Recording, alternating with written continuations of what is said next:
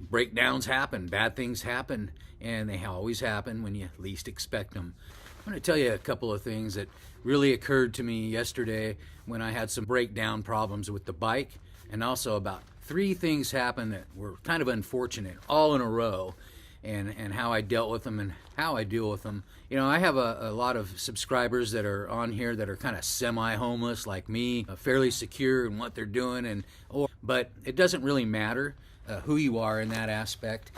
The things I'm going to tell you about can't be in your physical tool bag or in the emergency cache.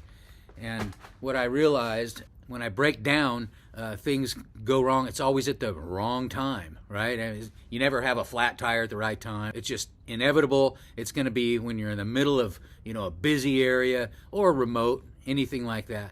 And the other thing about that is just the life situation, what you're going through. Breakdowns happen, bad things happen, and they always happen when you least expect them. So this is it's not advice, it's just a tip on how I handle it and how I have. And for instance, what I went through yesterday, which was really unfortunate, but we won't get into what happened. We'll just get into what I did to get through it. And, I carry the emergency cache, right? It's got like extra food in it and everything. And I've got my toolkit. And when something happens, when things fall apart, let's say, and things break down, I have to really sit and kind of like pull back a little bit, and I suggest reading Zen and the Art of Motorcycle Maintenance. So that'll really explain what I'm trying to get at here. But it's really important because that's when mistakes happen, when you're frustrated, and also just in the life situation that something might be going down. And my tools that I use in that case are invisible, and this is coming from a guy who was dead. I was dead, and I had to kind of start back fresh again, and I from square one.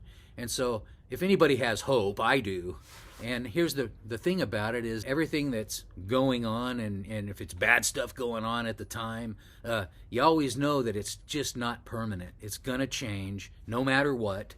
And if you want to move it in the positive direction, then you totally can. And that's what I did, instead of really being depressed and down about what had happened to me, I moved forward with momentum. And that's what got me to here. Am I rich? Oh no, look at me, almost homeless. But I'm happy with every decision that I'm making from here on out. Now I make mistakes, just like we all do, but I pull out my tool bag that's really invisible, and those are my lessons, like the lessons from, what happened from how did I get almost dead, and how did I make all the mistakes, and I use them now as tools. I sharpen those tools every day. You may already do this, and it's not advice so much as just a tip on how I handle it, but meditation. And I'm not talking about formal meditation. I'm talking about your breathing and sitting back and pulling yourself away from the situation in the moment and taking some time to assess what you have to do. Because the most important thing is to get back in the saddle again. And we know the old story. You got to get back on the bike again, or the horse, right? That's the whole thing. And that's why I can keep moving. I would be dead. I was. And so, here I am doing this, trying to give a little hope. And the other thing here is just, do you want to see a better world? Most people do. And it starts with here. It doesn't start out there. And so I'm in here first, taking this and this life.